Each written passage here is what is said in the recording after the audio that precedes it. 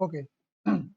The sound of suggestion, Anandavardhana and the ध्वनि theory. Sound of suggestion मतलब होता है कि एक साउंड का सजेशन किस चीज किस तरफ जाता है, उस चीज पे अपन ये बात करेंगे। आनंदवर्धन एक फेमस पर्सनालिटी है ना, इंडिया के एक महान लिंग्विस्टिक समझ लो, भाषाविद। और इनकी फेमस थ्योरी ध्वनि थ्योरी। चलो, इससे पहले हम आगे बढ़े, कुछ एक्स्ट्रा पॉइंट भी बता दें कि आनंदवर्धन का एक वर्क है जिसका कि नाम है ध्वन्यावलोक, है ना। ध्वन्यावलोक मतलब ध्वनियों का लोक। उस ध्वन्यावलोक की जो थ्योरी है, उस थ्योरी में मतलब उस वर्क में से एक थ्योरी निकल के आया जिसको कि हम ध्वनि थ्योरी के नाम से जानते हैं। चलो देखें, welcome to the journey into the heart of Indian aesthetic philosophy. Indian aesthetic philosophy, है ना, की जर्नी पे अपन जा रहे हैं। Today we delve into the groundbreaking ध्वनि theory as compounded by the brilliant 9th century scholars। तो हमारे आनंदवर्धन जी किस सेंचुरी से बिलोंग करते थे? 9th सेंचुरी, मतलब 9वीं शताब्दी से। अभी हम कौन सी शताब्दी में हैं? 21वीं शताब्दी। शताब्दी मतलब 100 वर्ष। तो अब से इस थ्योरी के बाद से अपन कितने आगे आ गए? कम से कम 1200 साल आ गए। 1200 साल पहले ये थ्योरी लिखी गई थी। सोचो, कच्चू न हुई अपने पर, सिर्फ जई, है ना, भैया लिख रहे थे। दिस थ्योरी रेवोल्यूशनाइज्ड, ये जो थ्योरी है मतलब क्रांति लेके आई। हाउ पोएट्री वाज अंडरस्टूड, कैसे एक पोएट्री को समझा गया। शिफ्टिंग फोकस, जो फोकस है वो शिफ्ट हुआ from mere linguistic embellishment to the profound power of suggestion. मतलब जो लिंग्विस्टिक जो थी, या जो भाषा को जो गढ़ने वाला इंडियन सिस्टम था, वो कैसे साउंड्स पे गया। साउंड्स पे गया मतलब देखो, एक हर एक चीज का लिटरल मीनिंग होता है और एक उसका अंदर का मीनिंग होता है ना। जैसे हम जनरली यूज करते हैं गधा, लेकिन वास्तव में उस वक्त उसका मीनिंग कुछ और होता है ना। ठीक, तो जैसे अपने घर में गालियां चलती हैं, मम्मी लोग देती कुतिया, है ना, तो वो सेंस अलग होता है ना। ठीक है, लेकिन वास्तव में वो मुझे तुमसे ये नहीं कहना चाह रही you like looking like a witch, exact witch नहीं, हमारी कुतिया। ठीक है, लाड़ प्यार में जो बोला, तो बस इतने में समझ जाओ ध्वनि क्या है। समझ गए? Suggested meaning, not a literal meaning. ध्वनि means suggested meaning, not a literal meaning.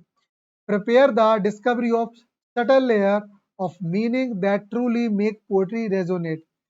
जब ये चीजें हमने पोएट्री की ये जो लेयर्स हैं, हमने इनको तराशा, तब वास्तव में पोएट्री का असली रस निकल के आया। जैसे अगर हम कभी रामायण पढ़ें, अरे रामायण क्या पढ़े,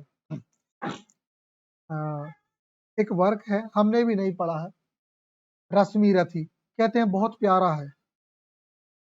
हाँ, हिंदी की कोई राइटर है, दिनकर है शायद, रामधारी सिंह दिनकर, एक कौन, और एक जो है भरत के कई संवाद, आशुतोष राणा ने और वैष्णवी शर्मा ने इसको वो किया है। और इसी के साथ एक और वर्क है वैदेही, है ना, जो द्रौपदी है, तो द्रौपदी ने जो पांडव थे उनकी बेवस्था को बताया। तो ये कुछ खास है। अच्छा, कोशिश कर रहे हैं कि हमारे पास हो।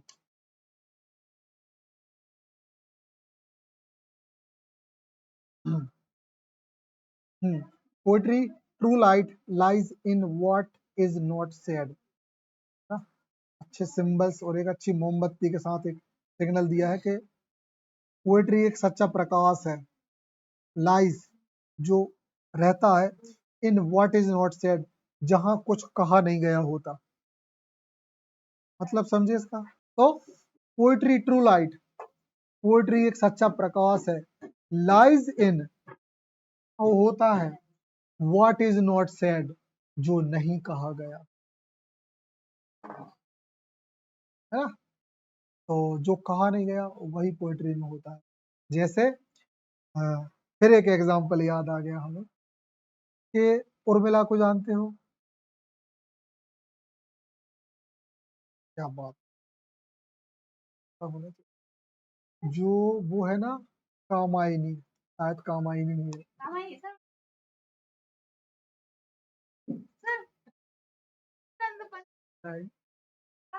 अच्छे, यस,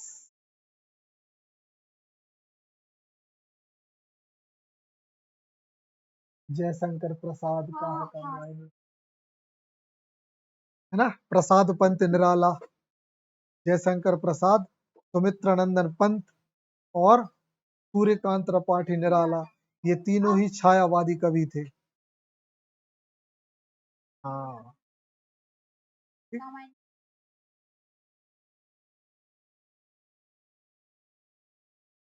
इसलिए तो चीजें रटवाई जाती हैं कुछ लोगों को, इसलिए हम बोलते हैं कि अनुमनु को भी रटवाना है कुछ चीजें, रटी हुई चीजें मतलब हमारे दिमाग में होती है।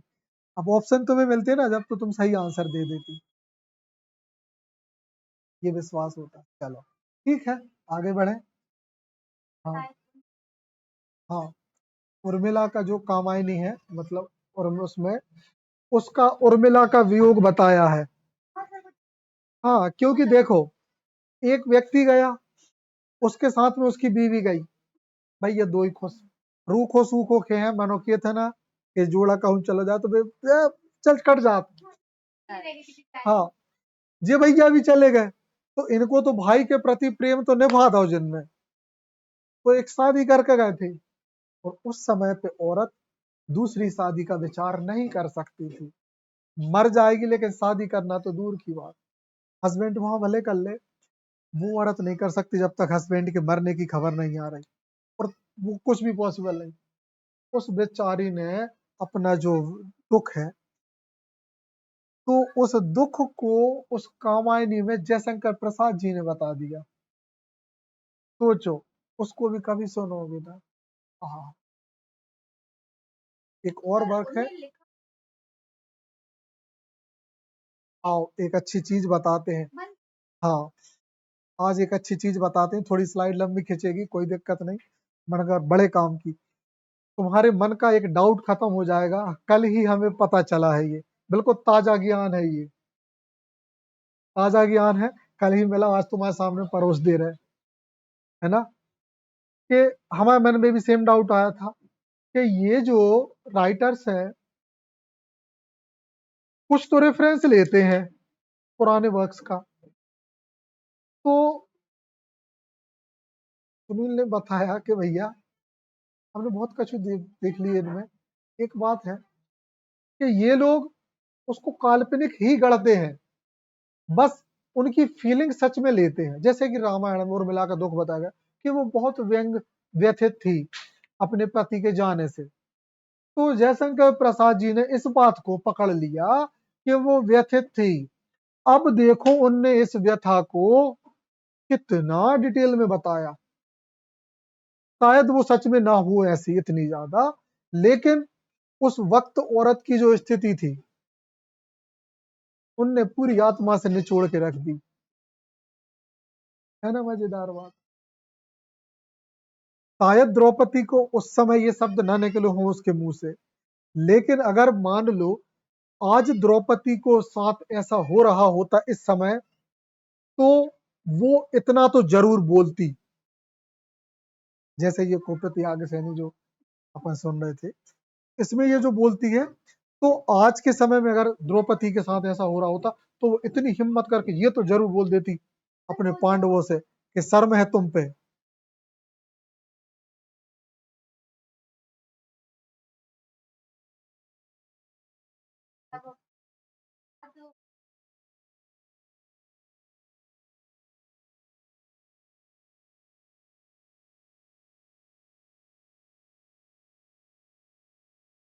हाँ, वो बस संवाद था, लेकिन उसको इंटरेस्टिंग बना दिया पोएट्री ने। हाँ हाँ हाँ। जो शासन, वो खतरनाक सीन होता है ना। अब देखना, एक और नया वर्जन आएगा कि जैसे शायद किसी वर्क में लिख भी गया हो, लिखने वाले लोग एक राइटर कैसे बनता है, आज से अपन राइटर बनने की राह में भी चल दिए। हमारे दिमाग में आइडिया आएगा कि दुशासन जब उसको खींच के ला रहा था ना, तो उस समय उनकी जो शब्द व्यथा थी वो क्या रही होगी जब वो खींच के ला रहा होगा।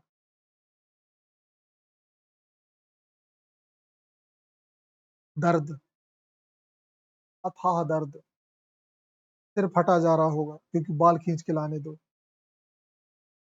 है ना। ठीक है, बाल खींचने दो। वो दुख हम मतलब ऐसे फील कर सकते हैं, जब हमारे टीचर्स ऐसे पकड़ते थे ना, तो याद आता है कि बाल खींच के लाना कितना तकलीफ दे होता है। और पहले होता था कि बैल बहुत लंबे लंबे होते थे। बहुत खतरनाक सीन है वो। इसको भी ध्यान से ईयरफोन में सुनोगे, कांटे खड़े हो जाते हैं। ऑनेस्टली बता रहे, कांटे खड़े हो जाते हैं। हमारे तो जिसको जितनी बार सुने, हार्ट कांटे खड़े हो जाते हैं शरीर पे।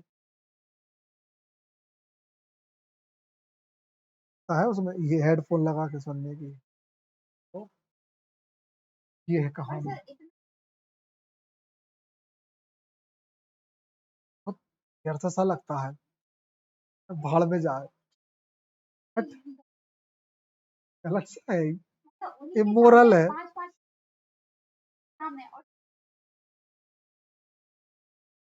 वही तो बात बोल रही, वही तो बात बोल रही थी आगे से, देखो।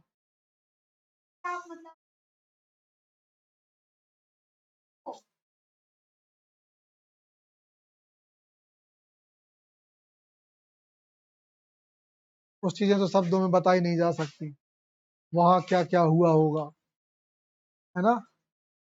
मतलब क्या ही हुआ होगा, कोई भरोसा नहीं। चलो ठीक है, आगे बढ़े।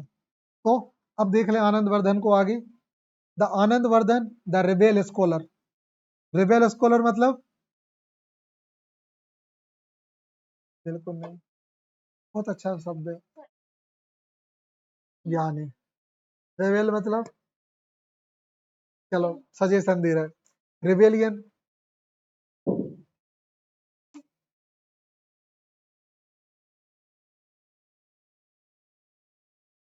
अरे बदला लेने वाले, बागी।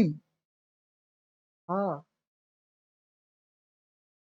ये आनंद वर्धन जो थे, द रिबेल स्कॉलर मतलब ये बागी स्कॉलर थे। बागी मतलब ऐसे कि जहां सब कोई कछू चल रहा, जो कह रहा भाड़ में जा, हम तुम्हारी घंटा बात नहीं मानते और तुम्हारी बात को हम प्रूव करते रहेंगे। इसका एग्जाम्पल ऐसे समझ लें कि जो वो थे ना, क्या नाम है इनका, डिकंस्ट्रक्शन वाले जैक डरीडा, वो भी रेबेलियन ही थे। यही समझ लो, रेबेलियन स्कॉलर। समझ गए ना आप, रेबेलियन थ्योरीज को चैलेंज करना। चलो, in vibrant intellectual landscape of 10th century Kashmir, a visionary emerged, Anand Vardhan एक विजनरी राइटर कश्मीर में 9th सेंचुरी में उभर के सामने आया।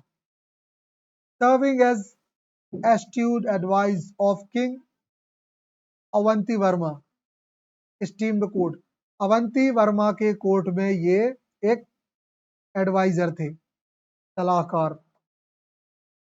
Was not merely a scholar, वो सिर्फ एक स्कॉलर नहीं थे, बट अ प्रोफाउंड क्वेश्चनर, एक बहुत बड़े प्रश्न करने वाले, ऑफ स्टेबलाइज नॉर्म, समाज में व्याप्त जो नियम कानून है ना, उनके खिलाफ क्वेश्चन करने वाले। अ ट्रू मास्टर, और एक सच्चे master of both Sanskrit and Prakrit language, Sanskrit और प्राकृत भाषा के expert. He challenge the poetic dogmas, जिनने जो पोइट्री है उसके जो सिस्टम है उनको चैलेंज किया। That had prevailed for centuries, और जो कई सेंचुरी तक उनकी बात को क्या था यार, प्रिवेल्ड, प्रिवेल मतलब ढकी रही इनकी कई सेंचुरी तक इनकी बात है। लेकिन आज बहुत कुछ हुआ, हमेशा ऐसा ही होता है, जो कुछ कोई लिख के जाता है उसकी वो किताब डर छड़ती रहती है कई समय तक, तो जब तक का कोई के दिमाग में घुसे न। आज अपन कछु लिख जाए पता चल के क्या का बकवास लिख के गए, तो धीरे धीरे मानो अपने मरने के बाद कहेंगे यार है तो सही बात, कह तो सही हो, तो तरह और पढ़ कर देखिए जाए, धीरे धीरे तो काम की बात कह रहा हो तो यार, 2 न पढ़ी 10 न पढ़ी 1000 न पढ़ दई, तो जो तो दिग्गज है, तो ऐसा होता है, ये चीज है। चलो क्या था, हाँ, हमारे एक सर थे राम नारायण कौरव, सर थे नहीं सर हैं, अभी जिंदा है।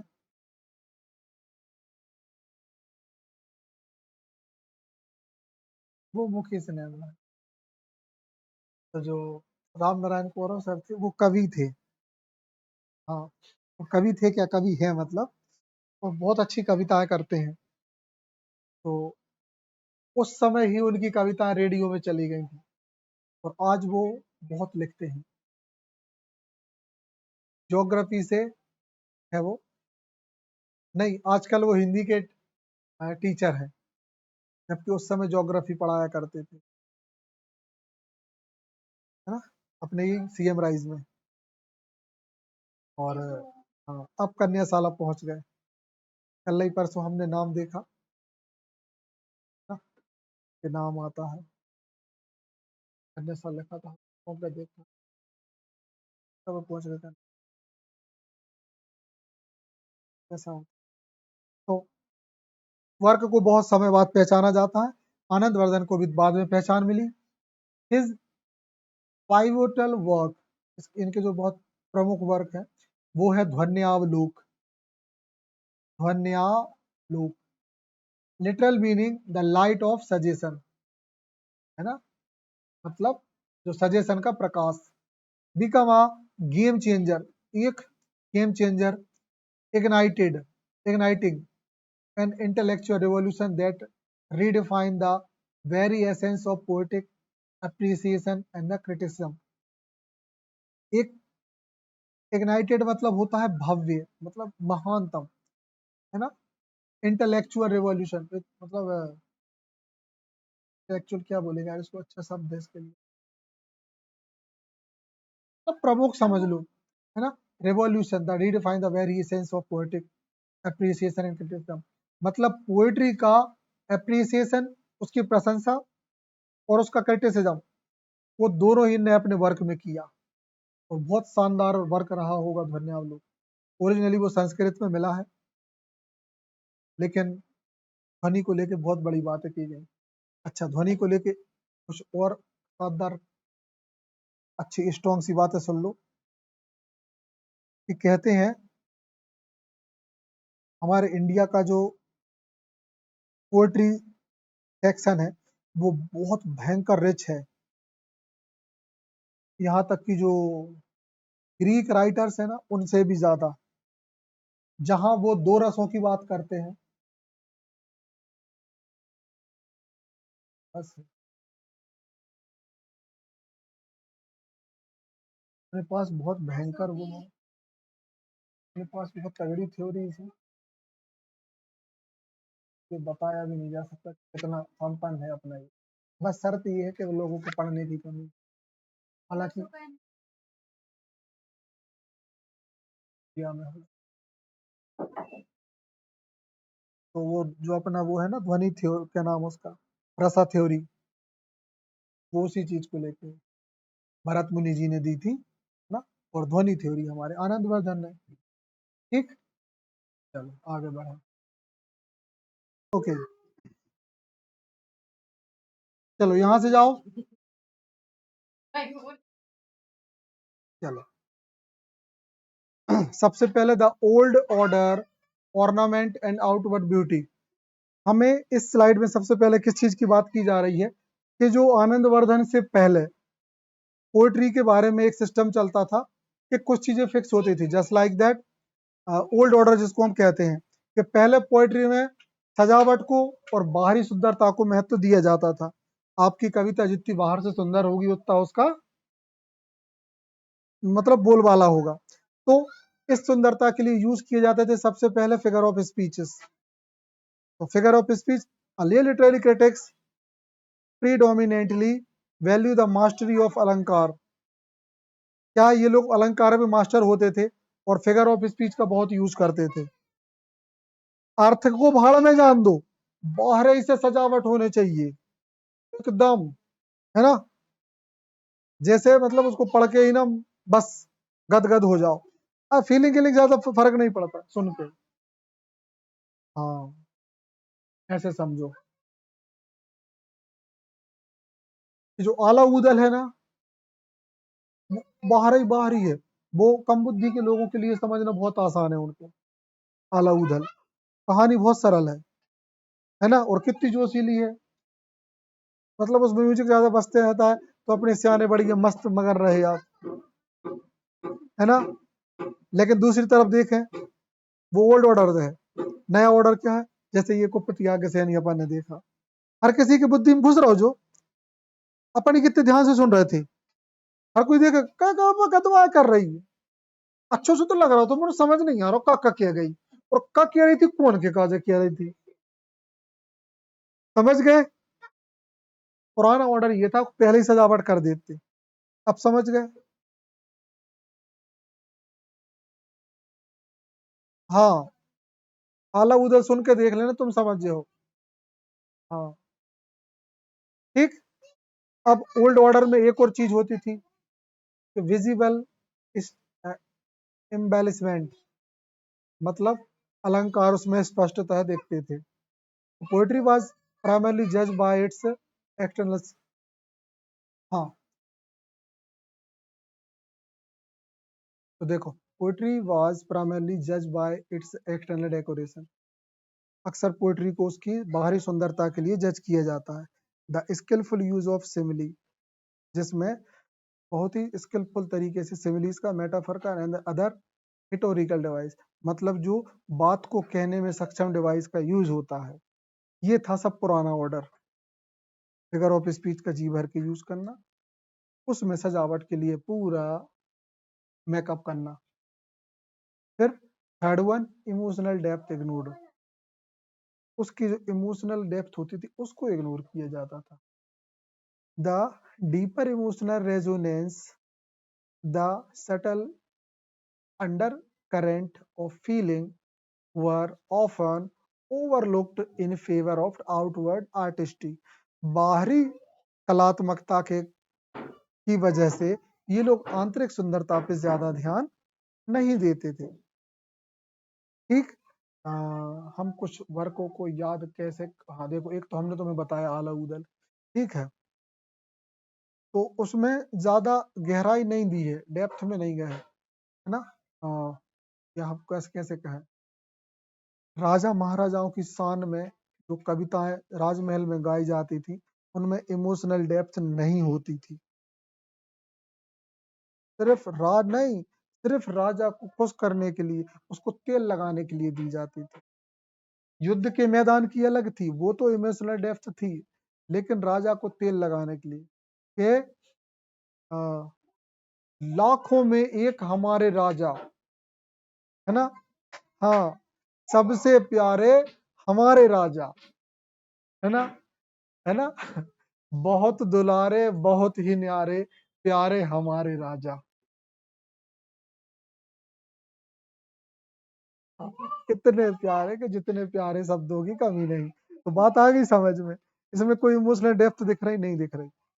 लेकिन अगर हम इसी इसी के अगेंस्ट एक और कविता बोले, है ना, कि जैसे है तारों में चंद्रमा, है ना, प्रकाश में सूर्य, और अच्छाई में मेरे राजा, उसी प्रकार चमकते हैं। मतलब हम इसमें गहराई में जा रहे हैं, डेप्थ में, इनडायरेक्टली उनकी तारीफ करना सोच रहे हैं, मतलब कुछ खास थोड़ा सा कोशिश कर रहे हैं। ये सब हम बना बना के बता रहे हैं, लेकिन ये एक एग्जाम्पल है, ठीक, कि हम बात को घुमा के और गहराई से बोले, है ना। जैसे दानवीर कर्ण के बारे में ये कहा जाता है कि एक सच्चे दानवीर वो थे, है ना। तो या तो आप ऐसे कह दो कि दुनिया भर को सब कुछ सुविधा देने वाले हमारे राजा, और एक राजा दानवीर जिसने बाहरी आडंबर को छोड़ अपने जान को ही किसी दूसरे के नाम कर दिया, मतलब उस कवच कुंडल को, उनकी जान ही थी वो, के बाद तो उनका मरना तय था, ठीक। तो ये इमोशनल डेप्थ, चलो फिर तो ये चीज है, ठीक है। The deeper emotional resonance the subtle understand the feeling दस वर द ऑफन आउटवर्ड, हाँ ये हो गया। चलो फिर देख लें, the perspective led to the form of criticism that appreciate the craft but sometimes missed the soul of the poem। ये मतलब उसकी अपीयरेंस को अच्छे क्राफ्ट करने के चक्कर में कई बार उसकी आत्मा को मिस कर देते थे, पोयम की गहराई डालना। इट वॉज ब्यूटिफुल फैकेड, ये एक प्रकार का बहुत ही सुंदर मुखौटा था, without necessarily of profound interior, उसकी गहराई में घुसे बिना, बस बाहर से ही उसको सजा देना, है ना। तो जो जो कम बुद्धि के राजा आजा होते थे तो वो गिल्ले हो जाते थे कि अरे अपन तो डॉन है ना। और नहीं तो कहते हैं कि तारीफ, राजा को अपने आसपास तारीफ करने वाले तो रखने ही नहीं चाहिए, है ना। अगर आसपास गाली देने वाले रहेंगे तो उसको समाज में तारीफ मिलेगी, और अगर आसपास तारीफ वाले रहेंगे ना तो समाज में गाली मिलेगी, है ना। क्योंकि जितनी ज्यादा राजा को सच्ची और कड़वी सलाह मिलती रहेगी ना, राजा उतना सही रहेगा। बहुत सारी बातें हैं राजतंत्र में। चलो फिलहाल हम आगे देखें, द ब्रेक थ्रू ध्वनि डिफाइंड, है ना। अब हमारी जो ध्वनि थ्योरी है वो डिफाइन किया गया है यहाँ, ठीक। चलो तो आगे देखें, देखो, Anand Vardhan introduce a radical concept. Radical मतलब होता है उग्र, बोरोइंग फ्रॉम संस्कृत वर्ड, जिसको किन्ने कहाँ से उठाया था, एक संस्कृत वर्ड ध्वनि से, ठीक, विच ट्रांसलेटेड टू साउंड एंड और इको, ठीक है। इसको ट्रांसलेट किया गया तो क्या पता चला, साउंड और echo. However in the context of poetry, जिसको कि पोएट्री के सेंस में यूज किया जाता है, he redefine it to means sometime the or more profound suggestion a meaning that translated to direct and implies, मतलब a meaning that transcends the direct and implies। तो इसका जो मीनिंग निकला है वो डायरेक्ट निकला है और उसको ही इम्प्लाई किया गया, that which is suggested is ध्वनि, जिसको कि ध्वनि माना गया है ना, साउंड को। he argue that वो ये कहते हैं, the true heart of great poetry, एक सच्ची पोएट्री, एक महान पोएट्री का जो सच्चा हार्ट है, doesn't lie in what is expressly stated, उसके शब्द क्या कहते हैं, but in what is subtly hinted at, वो हिंट क्या देती है इस बात पे मायने रखता है कि शब्द क्या कहते हैं, इससे फर्क नहीं पड़ता, हिंट क्या देती है वो। जैसे कि रही मन पानी राखिए, बिन पानी सब चून, पानी गए न उबरे, मोती मानस चून। यहाँ पे आप नॉर्मल भी नहीं निकालो 650, लेकिन जब आप यहाँ पे पानी के अर्थ निकालोगे, पानी के बहुत सारे अर्थ निकल, मानुष का तो मानुष मनुष्य ही है, और चून एक अर्थ चूना भी निकलता है, है ना, और एक चुन्ना भी निकलता है। तो गहराई, गहराई ज्यादा सुंदर होती है सरफेस की। समंदर भी सरफेस से ज्यादा गहराई में सुंदर है। हर चीज गहराई में ज्यादा सुंदर है। हम इंसानों के जो डीप इमोशंस होते हैं वो ज्यादा सुंदर होते हैं या इफेक्टिव होते हैं किसी भी चीज से, है ना, बशर्ते बाहरी अपीयरेंस के।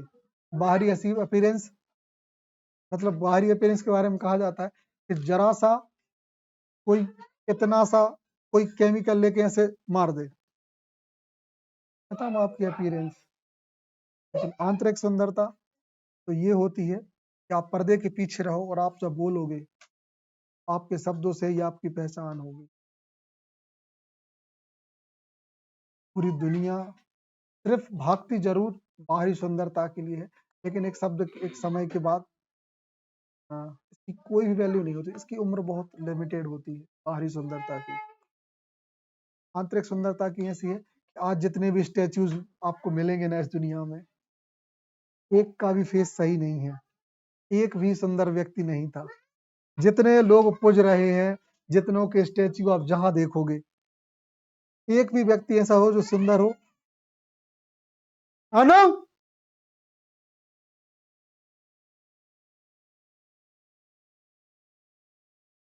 ये बात है। तो देखो, तो हाँ, यही पोएट्री में है और यही इंसानियत में है कि बाहरी अपीयरेंस बिल्कुल भी ज्यादा मायने नहीं रखती।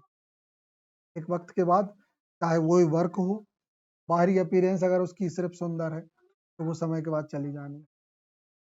ठीक, चलो, अपन ने स्टेच्यू देख लिए, तो ध्यान से देखना, सबके सब आड़े टेढ़े मुंह वाले हैं, पूरी दुनिया में उनको ही पूजा जा रहा।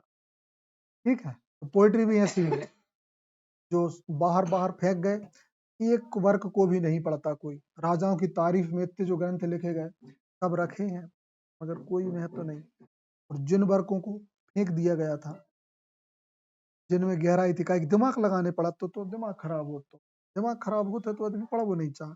जब पढ़ वो नहीं चाहे तो तब इंटेलिजेंट पढ़ा था तो समझा वाले याद, समझाने वाले समझा के उसके महत्व को याद दिला दे। याद देखें, the three level what lies beneath words. देखो फिर लाइज आ गया, क्या चीज है। तीसरी बात, लाइज होता ही है ना, तीन लाइज होते हैं तो तीनों लाइज धीरे धीरे आएंगे। The three level what lies, क्या है, बीनीथ वर्ड, बीनीथ मतलब के नीचे, वर्ड वर्ड्स के मतलब नीचे। Anandavardhan categorise poetic meaning into three distinct layer. तीन लेयर में ये बताते हैं, revealing the intricate depth of literary expression. Number one, literal, abhidha. अब आएगा मजा, अब अपन हिंदी ग्रामर पे भी आ रहा है।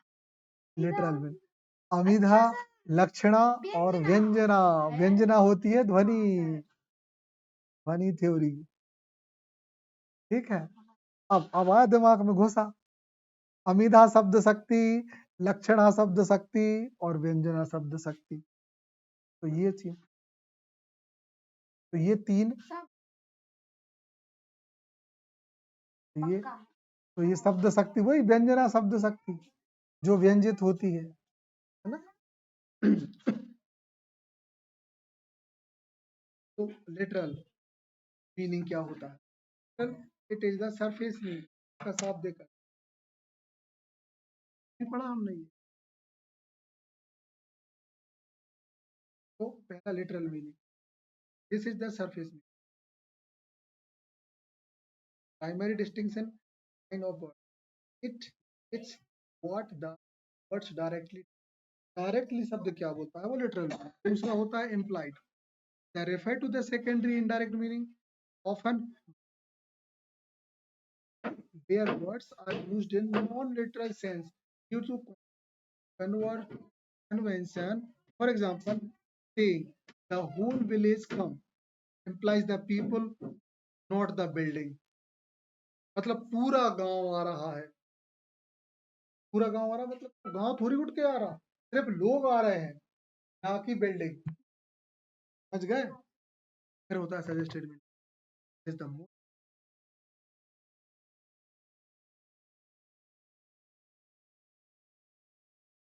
that rises interplay of literal and implies its poem true soul।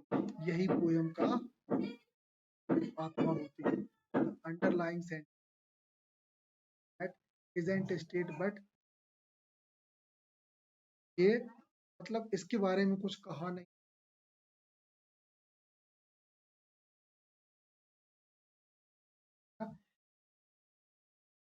Example, one is the ultimate goal, the exclusive essence that debates। एक poetry को का जो ध्वनि ही है, वही इसका अल्टीमेट गोल होता है, और यही हमें ऊपर उठाती है पोयम में एक खास एग्जाम्पल बता। जैसे एक,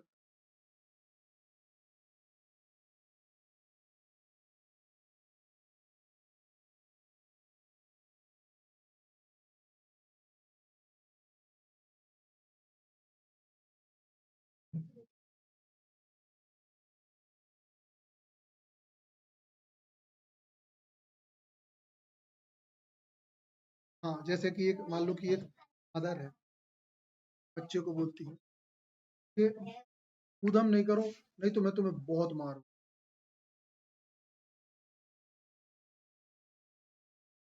क्योंकि बच्चा,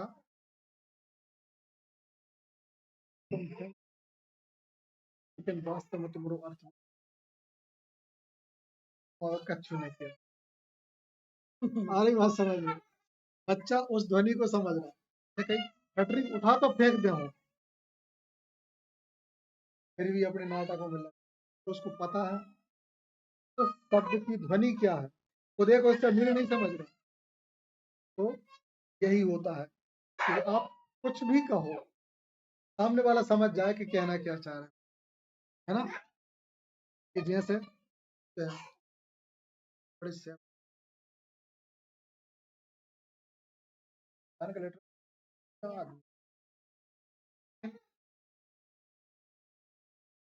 गाना ही है, वास्तव में ये जानवर कहा, सब ध्वनि है ये, इनमें सब में ध्वनि है, और वो बहुत मस्त होती है। ठीक, पर बिगड़ू मार दे। अगली बात, डिपेंस, डिपेंस सरफेस, सरफेस के अंदर ही गहराई में रसानुभूति। रस की हिंदी शब्द ध्वनि मैटर। क्यों ध्वनि मायने रखती है? क्यों मायने रखती है ध्वनि?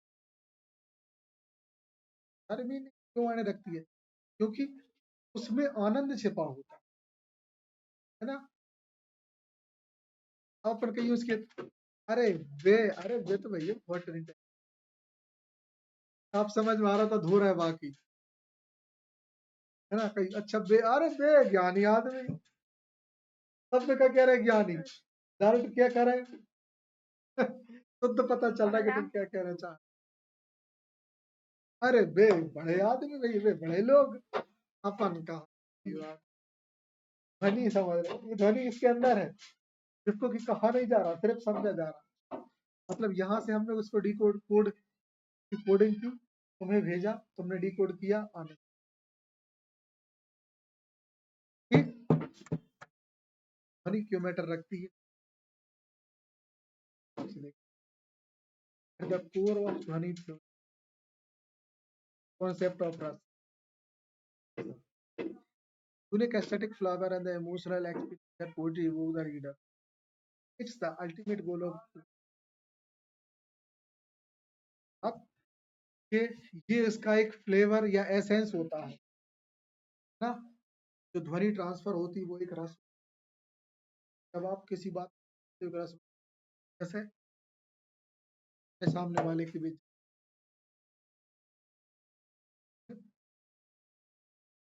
ठीक,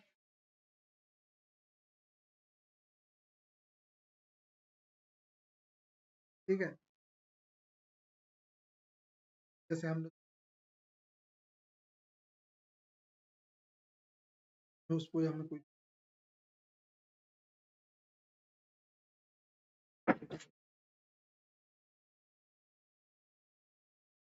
ठीक literal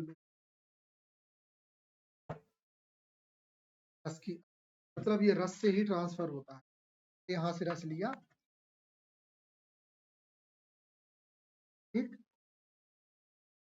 emotional Vardhan posited means powerful stem directly from its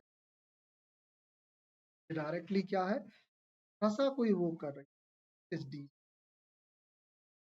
इमेंसिव immersive समाहित होने वाला, इमोशनल मूड रीडर रीडर के एक्सपीरियंस होता है ना, एक्सपीरियंस पे जो मूड है उस समय जो बनता है। रसा मतलब ईंधन, तब ये जो रस का काम firmly that it is only है other than amplified मनी ज्यादा विश्वसनीय होती है other than that statement that this complete emotional तब यही वो चीज होती है जो किसी को जगाती है। एक शाब्दिक अर्थ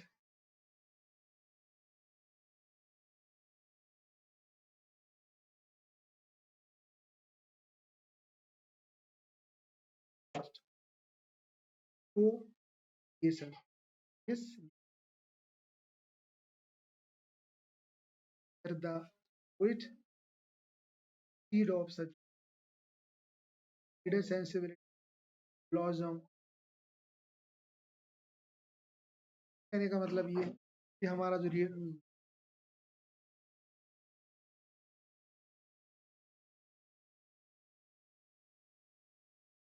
हमारा जो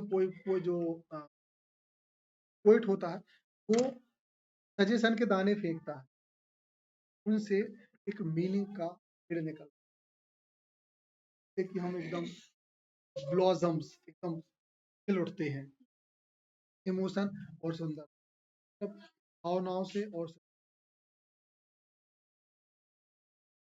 एस्थेटिक्स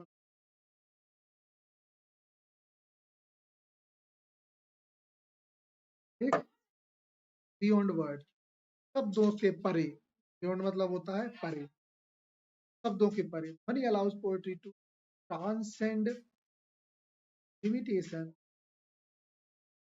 अब लिमिटेशन के परे जाती है, कहते हैं ना जहां ना पहुंचे रवि वहां पहुंचे कवि, जब वही बात है ना।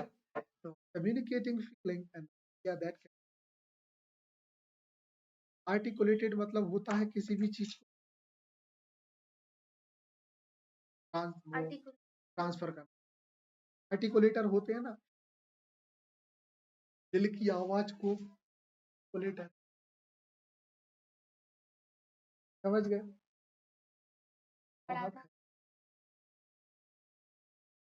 ठीक, फिर देखें एक देर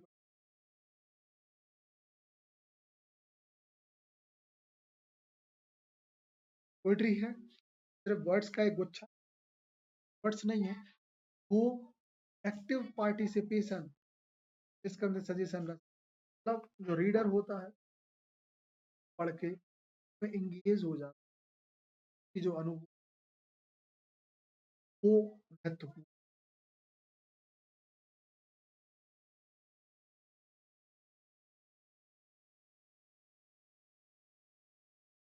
ये लास्ट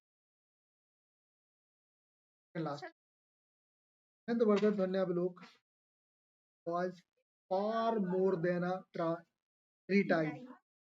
मतलब इनका जो ध्वन्यावलोक है उसको जो लोगों ने जितना समझा है, ट्रीटाइज मतलब समझना, उससे ज्यादा है वो, लोगों ने समझा उससे बहुत ज्यादा है। It was a seismic event, समंदर की गहराइयों तक, सीस्मिक वेव होते हैं समंदर की गहराई की तरंग, events in Indian literary thought, तब बहुत गहराई वाला थॉट है। तो जितना मेरे शब्द हैं उससे ज्यादा, तो जितने शब्द हैं उससे ज्यादा ये ध्वनि थ्योरी। फिर it was a seismic events of literary Indian literary thought, sorry, हाँ थॉट। तो भारत की जो विचारधारा है ना, ये उसका एक थॉट है। Triggered what can only be described as an aesthetic revolution, मतलब एस्थेटिक रिवॉल्यूशन में किस चीज ने इंडियन लिटरेरी थॉट को प्रोवोक किया, तो वो था हमारी ध्वनि थ्योरी, है ना, जिसने लोगों को बताया कि एक एक बात याद आ जाती है कि हमने कभी सोचा था, वास्तव में वो बात बिल्कुल सही निकली, ध्वनि थ्योरी के बारे में हमने कभी सोचा बिना पढ़े थे। तो जब पढ़ा ना तो हमें अच्छा लगा कि में फिर से आएगी, में मदद हो जाएगी, और डिटेल में पढ़ लोगे, मतलब ये रहेगा, थोड़ा डिटेल में आएगी तब कोई लिंग्विस्टिक घुसेगी, पक्की बात, तुम देखना।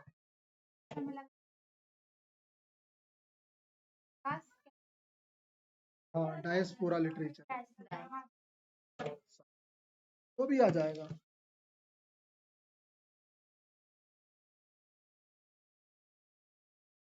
जो वर्ड है ना, जो वर्क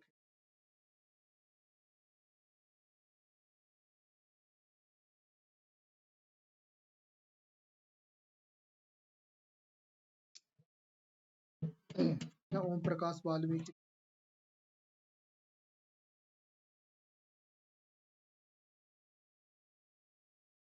वाल्मीकि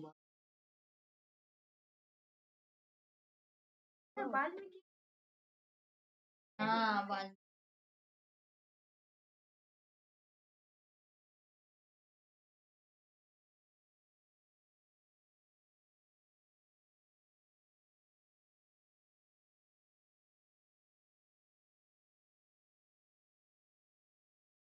भी है,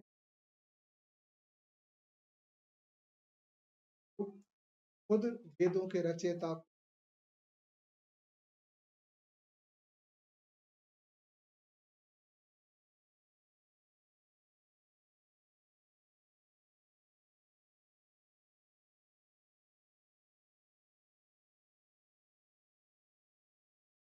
नहीं पता है, नहीं, वेद व्यास के जन्म,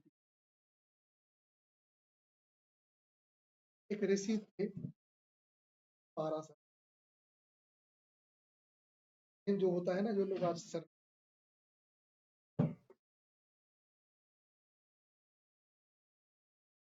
तो इनके ही नाम के ऋषि करते, उनको एक नाव चलाने वाली लड़की से प्रेम होता, तो उससे इनको एक बच्चा होता है, साथ साथ वो वही है,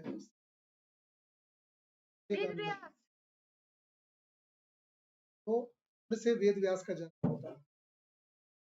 हम जब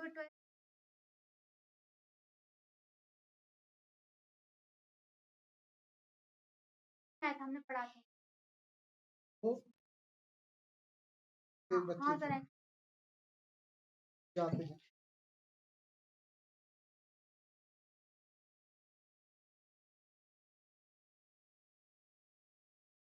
जात ने जात में, समझ गए, ब्राह्मण, ब्राह्मण,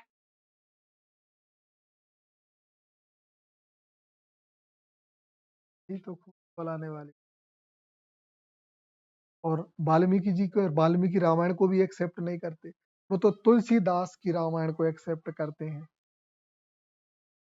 रामचरितमानस तुलसीदास कृत, तुलसीदास कृत रामचरितमानस, अभी ये सुना है वाल्मीकि रामायण कोई पढ़ा जा रहा हो या कुछ बताया जा रहा हो? रामचरितमानस का हल्ला बहुत मिलेगा। कहानी वही है, photocopy, original text Valmiki ji, photocopy Tulsidas.